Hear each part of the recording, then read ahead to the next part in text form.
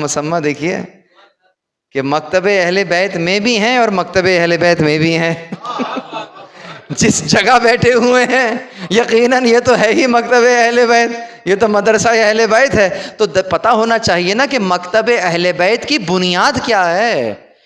رونے کی بات یہ ہے غیر سے میں کیا توقع کروں، خود اپنے بچے سے ہی پوچھوں اسے بھی نہیں معلوم کہ میں کیوں ہوں وہ کیوں ہے.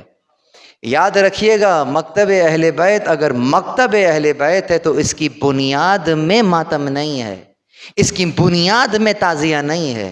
میرے مکتب کی بنیاد پہلے زمانے میں بہت سارے مکتب بنے ہیں کہ جن کی بنیاد کوئی ایک فقہی مسئلہ ہوتی تھی، ایک فقہی مسئلہ ہوا وہ الگ ہو گیا، یہ الگ ہو گیا، پورا مکتب بن گیا. میرا اور آپ کا کوئی فقہی مکتب تو نہیں ہے.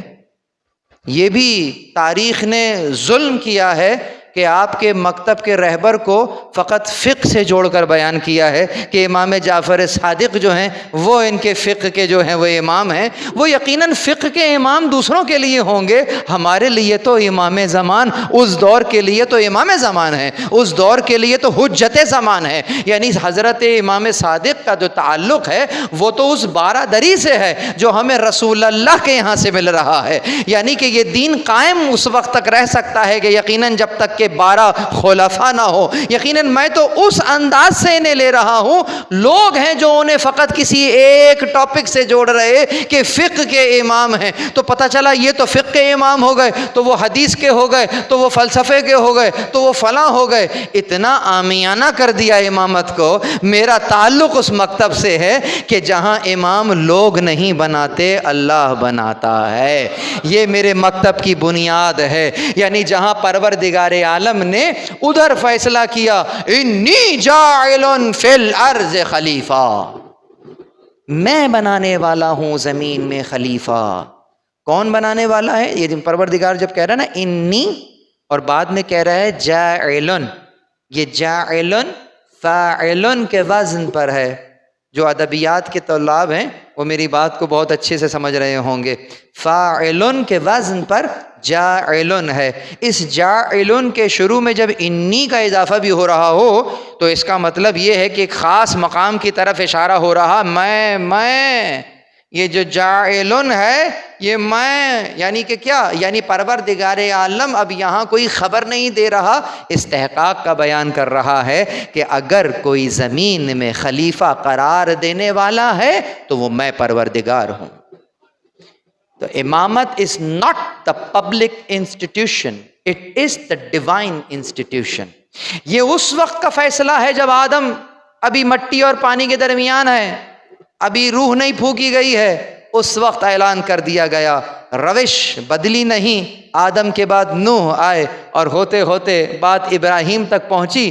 جب ابراہیم تک بھی بات پہنچ گئی ابھی بھی اسلوب وہی ہے. شاید کسی کے ذہن میں ایسا ہو کہ ارے وہ تو کائنات کے امام ہیں اور یہ تو ہم زمین کی بات کر رہے ہیں کہ یہاں پر کون حاکم ہے اور وہاں پہ کون خلیفہ ہے اور وہاں پہ کیا کیا ہے، یہ تو لوگوں کا مسئلہ ہے. اللہ نے دوسری آیت اتار دی ایسے لوگوں کے لیے. حضرت ابراہیم سے کہتا ہے انی جاعلک للناس اماما، میں تجھے قرار دے رہا ہوں لوگوں کے لیے امام. یعنی لوگوں کے لیے بھی جو امام قرار دیا جا رہا، لوگ نہیں قرار دے رہے، میں اللہ قرار دے رہا. غور کیا آپ نے؟ یہاں پر بھی امامت کو جوڑا ہے پروردگار نے خود اپنے سے کہ انی جاعلک للناس اماما، میں ہوں میں جو تجھے لوگوں کا امام بنا رہا. شاید کسی کے ذہن میں ہو چونکہ لوگ ماشاءاللہ اتنے انٹیلیجنٹ ہیں تو لوگ خود اپنا امام بنا لیں گے. تو ان سے ایک بڑا معصومانہ سا سوال ہے کہ کبھی بکریوں کے ریوڑ کو دیکھا ہے؟ یہ بتاؤ بکریوں کا جو چرواہا ہوتا ہے کیا ایسا ممکن ہے کہ ساری بکریاں مل جائیں اور مل کر بکریوں میں سے کسی ایک کو منتخب کریں کہ یہ ہمارا چرواہا، یہ ہمیں چرائے گی یا چرائے گا؟ کسی بکرے کو منتخب کریں، کسی بکری کو منتخب کریں، تمام بکریاں مل کر، کیا ممکن ہے؟ نہیں.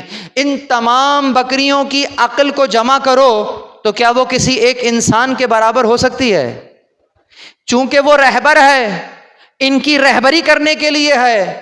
عقل کا تقاضا یہ ہے کہ جو رہبر ہوگا اس کی عقل ان سے زیادہ ہوگی. اگر تمام دنیا کے مویشی مل بھی جائیں، میں بکریوں کے ریوڑ کی بات کر رہا ہوں، تو دنیا کی تمام بکرے بکریاں مل جائیں، ان کی عقل کو ایک جگہ جمع کر دو، تو کیا وہ کسی ایک انسان کی عقل کے برابر ہو سکتی ہے؟ نہیں ہو سکتی. کیوں؟ اس لیے کہ رہبری کے لیے تمہیں اس سے بلند عقل چاہیے. یہی تو سمجھانا چاہ رہا ہوں کہ تمام انسان مل جائیں، اپنی عقل کو ایک جگہ جمع کر لیں، تو کیا وہ کسی ایک نبی کا مقابلہ کر سکتے ہیں؟ درود پر محمد وال. نہیں کر سکتے، نہیں کر سکتے. جب نہیں کر سکتے تو ماننا پڑے گا کہ ان سے تو اوپر کا کوئی آنا پڑے گا. ان کے رہبر کے لیے بات اوپر سے آنی پڑے گی. یعنی کہ اس کی عقل کہاں سے روشنی لے رہی ہے؟ یقیناً اس کی عقل کچھ مرموز ذرائع سے روشنی لے لے، الہام کے ذریعے سے، القاء کے ذریعے سے، تب تو یہ رہبری کے لیے مناسب ہوگا. مجھے کیسے پتا چلے گا کہ کون مناسب ہے؟ تو پروردگار عالم یہی تو کہہ رہا ہے، ہم نے تم پر چھوڑا ہی کہاں ہے اس کو. یہ فیصلہ تو ہم کریں گے. انی جاعلک، ہم تمہیں قرار دے رہے. اب یہاں سے شاید کسی کے ذہن میں پھر بھی کہیں کوئی مسئلہ رہ جائے. حضرت ابراہیم نے سوال کر کے بچا کچا شک بھی ختم کر دیا. پوچھتے ہیں کہ ومن ذریتی، اور میری ذریت میں چلے، مجھے تو آپ نے قرار دے دیا لوگوں کے لیے امام. تو وہ جو نیچے آنے والے ہیں اب تو وہ ماشاءاللہ بڑے انٹیلیجنٹ ہوں گے، تو ان کو یہ حق ہے کہ وہ خود مل کر کچھ نہ کچھ بنا لیں. خدا نے ایسا اسٹیٹمنٹ دے دیا، ایک جواب میں دو باتیں چھپی ہوئی ہیں. نمبر 1، لا ینال عہد الظالمین، میرا عہدہ، میرا، خبردار، you are not suppose to talk about it, میرا عہدہ ہے.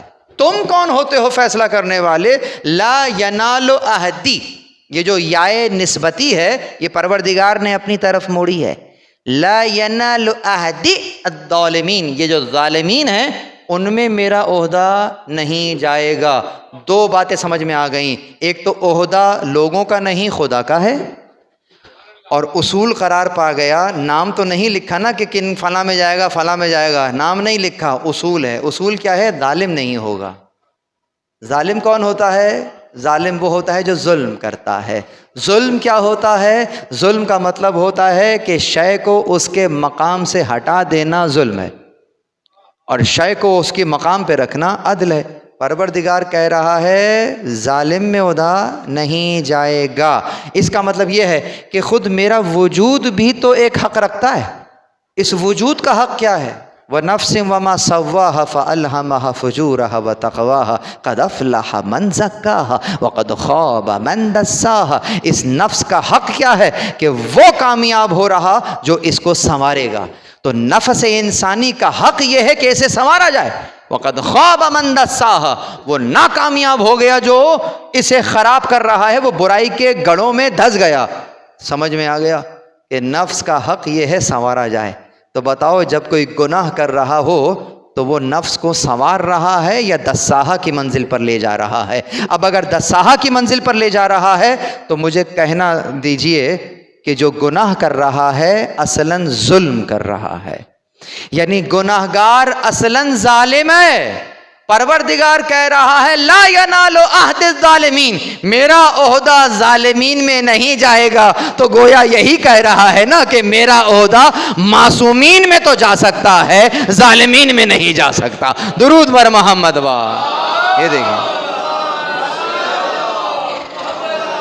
یہ ہے وہ گفتگو جو مکتب اہل بیت کی گفتگو ہے. اور اس گفتگو میں ہم نے قرآن سے علاوہ کچھ پیش نہیں کیا ہے. اس گفتگو میں میں نے ابھی تک تو روایت کا سہارا بھی نہیں لیا ہے. میں کب سے چل کر اب تک آیا، پوری گفتگو میں قرآن ہی قرآن ہے. یہ مکتب اہل بیت ہے. مکتب اہل بیت میں قرآن کے علاوہ کچھ نظر نہیں آتا ہے. اہل بیت جس طرح قرآن سنا رہے ہوتے ہیں، اسی لیے رسول اللہ نے جاتے ہوئے ثقلین کو چھوڑا کہ کتاب اللہ و اطرتی اہل بیتی. جانتے ہیں کہ اگر کتاب کو اس امت کے حوالے کر کے چلے جاتے تو یہ پچھلی امتوں نے جو کتاب کے ساتھ کیا ہے ماشاءاللہ یہ امت بھی ان سے 10 ہاتھ آگے ہے. جس طرح انہوں نے کتابوں کے ساتھ حال کیا یہ امت بھی اس سے بدتر حال کرتی. جاؤ جا کے میرے اس خطیبانہ جملے کو فقط خطیبانہ جملہ نہ سمجھ لینا, جا کے ذرا دیکھنا پہلے والی امتوں میں عذاب آ جاتا تھا. کیوں؟ پتہ لگا کم تول رہے تھے, عذاب آ گیا. کہا فلاں امت جو ہے وہ فلاں برائی کر رہی تھی, عذاب آ گیا. بڑا جملہ ہے, آج تفصیل کا وقت نہیں ہے. ایک ایک کر کے ساری برائیاں لکھنا شروع کر دینا اور پھر آج کے دور میں دیکھنا شروع کر دینا, تو میں وہ ساری برائیاں ایک جگہ نظر آ جائیں گی, لیکن عذاب نہیں آ رہا ہے. سمجھ میں آ رہی ہے بات؟ کہ اگر کم تولنے کے اوپر ہی بات کر لی جائے تو جائیے کس طریقے سے. اب مجھے نہیں پتا کہ کم تولنے سے مراد آپ کیا سمجھ رہے ہیں. ہمارے ذہن کا مسئلہ ہے, جگہ جگہ رکنا پڑتا ہے. کم تولنے سے مراد جو ہے وہ سبزی والے کا ترازو نہ آ جائے خالی کہ فقط وہیں پہ کم تلتا ہے. اگر ویل للمطففین ہے کہ کم تولنے والوں کے لیے اگر برائی ہے تو کم تولنے کا مطلب فقط ترازو سے نہیں ہے. یعنی کہ کیا؟ اب میں بیان کروں. آپ کو ہائر کیا گیا ہے 9 to 5, 9 بجے چیک ان ٹائم ہے آپ کا. آ کر رجسٹر میں سائن کریں گے اور اپنا وقت لکھیں گے. آپ پہنچے 9:15 بجے, ٹائم لکھ رہے ہیں 9 بجے. یہ 15 منٹ کھا گئے کہ نہیں کھا گئے؟ اٹھ گئے تھے آپ کو 5 بجے تک رہنا تھا, آپ 4:45 بجے اٹھ گئے, لیکن رجسٹر پہ لکھا 5 بجے. تو یہ کم تولا کہ نہیں تولا؟ اس نے آپ کا پورا وقت لیا تھا, آدھا گھنٹہ آپ کھا گئے, اپنے وقت میں سے آدھا گھنٹہ آپ نے نہیں دیا. بتاؤ کم تولا کہ نہیں تولا؟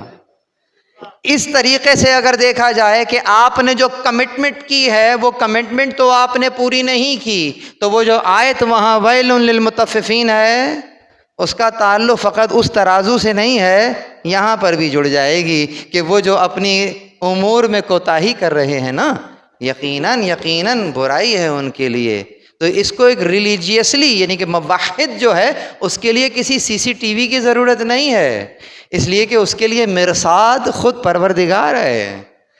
وہ جو دیکھ رہا ہے, رب دیکھ رہا ہے, اس کو معلوم ہے, اس لیے وہ خود سے لائل ہوتا ہے. 5-10 منٹ زیادہ دے دیتا ہے, کم نہیں دیتا. تو بس اس انداز سے اگر دیکھا جائے, اتنی تمہید جو میں نے باندھی یہ میں نے فقط اس لیے باندھی کہ میرے مکتب کی یہ اصل گفتگو تھی. یہ ہمیں لگا دیا ٹرک کی بتی کے پیچھے کہ میں بیٹھ کے ثابت کروں گا کہ سجدے کا پہ سجدہ جو ہے وہ جائز ہے کہ نہیں جائز ہے. ارے یہ میرے مکتب سے کیا تعلق ہے؟ جا کے دیکھو, زمین پر سجدہ تو رسول اللہ کو پسند ہے, جا کے روایت دیکھو. تو بالکل اسی طریقے سے سرکار ابو طالب کا موضوع ایسا موضوع ہے کہ آپ کو اور مجھے لگایا گیا ہے ٹرک کی بتی کے پیچھے. پر اعتبار نہ کیجئے گا, ذرا دیکھیے گا. اب تو ماشاءاللہ انٹرنیٹ موجود ہے, جہاں پر بھی حضرت ابو طالب پہ گفتگو ہو رہی ہو اس میں سے تقریر کا ایک بڑا حصہ یا بسا اوقات تو پوری تقریر ایک نقطے پہ ہوتی ہے کہ کلمہ پڑھا تھا کہ نہیں پڑھا تھا. یہ کس قدر ظلم ہے سرکار ابو طالب کے ساتھ کہ آپ نے ان کی زندگی کو پیچھے چھوڑ دیا. وہ مجالس کہ جہاں پہ کردار ابو طالب بیان ہونا ہے, وہ اقوام اور وہ عوالم جہاں پر تمام عالم کو کردار ابو طالب سامنے رکھنا ہے تاکہ شوق دلا جایا جائے کہ جس طریقے سے اس شخصیت کا کردار ہے, بتاؤ تمہارا کردار کہاں کھڑا ہے. جہاں یہ بات کرنی تھی وہاں میں یہ بات کر رہا ہوں کہ کلمہ پڑھا تھا کہ نہیں پڑھا تھا, اور پوری کی پوری گفتگو اسی پہ سمیٹ دی. یہ توہین حضرت ابو طالب ہے کہ ہم ان کے لیے یہ بات کریں کہ کلمہ پڑھا تھا کہ نہیں پڑھا تھا. یہ کسی ملعون کی سازش ہے کہ جس طریقے سے اس نے ہمیں اسلام میں بہت ساری چیزوں کو ڈالا. عموماً بہت ساری کتابوں کے اندر جو ہمارے یہاں مسلمانوں کی بات ہو رہی ہے کہ جہاں کتابوں میں بہت سی احادیث اس قسم کی رکھی ہوئی ہیں کہ آپ سر پکڑ کے بیٹھ جائیں, چکرا جائے کہ یہ کیا لکھا ہوا ہے. حضرت موسیٰ کے باب میں جو لکھنے والے نے لکھا ہے, جائیے صحاح کے اندر کس انداز کی روایات کہ وہ کپڑے لے کر بھاگ گیا ہیں, وہ پتھر پہ رکھے تھے حضرت موسیٰ نے اور وہ بھاگ گیا کپڑے لے کر. حضرت موسیٰ پیچھے پیچھے بھاگ رہے ہیں اسی انداز میں, اور وہ اس نے بیچ چوک پہ لا کے کھڑا کر دیا اور تمام کے تمام لوگ حضرت موسیٰ کو دیکھ رہے ہیں کہ یہ لو, یہ اللہ نے کروایا. اس طریقے سے اپنے نبی کو لا حول ولا قوت کہ ان میں مشہور ہو گیا تھا کہ حضرت موسیٰ انسان نہیں ہے، تو اللہ نے پورا پوسٹ مارٹم کروا دیا، دیکھو اس طریقے سے دیکھ لو، ہر اینگل سے دیکھ لو، بالکل تمہاری طرح ہے۔ یہ کون سی، یہ حضرت موسیٰ کی شان بیان ہو رہی ہے کہ کیا ہو رہا ہے؟ یا اللہ کی اسٹریٹجی بیان ہو رہی ہے کہ اپنے نبی کو، ایک عام مومن کی حرمت ایسی ہے اور یہاں نبی کی حرمت بیان ہو رہی ہے؟ کہاں ہے نبی کی حرمت کی بات کرنے والے؟ کس منہ سے لکھتے ہیں اس قسم کی روایات؟ تو اس کا مطلب کوئی ہے نا کہ جو اس طرح کی چیزیں ڈلوا رہا ہے، اس کو ہم اسرائیلیات کہتے ہیں۔ کوئی ہے نا کہ جو حضرت آدم کے عصیان کے بارے میں اس انداز سے کچھ کہہ رہا ہے، اس کو بھی ہم اسرائیلیات کہتے ہیں۔ کہ جو نبی کی عصمت پر شک ہو رہا ہو، جہاں نبی کے گناہ کی بات گناہ کے طور پر ہو رہی ہو، تو اس کا مطلب کہ گڑبڑ ہو رہی ہے نا۔ لیکن دوسری طرف سے آئیے، خود اس مکتب میں آ جائیے۔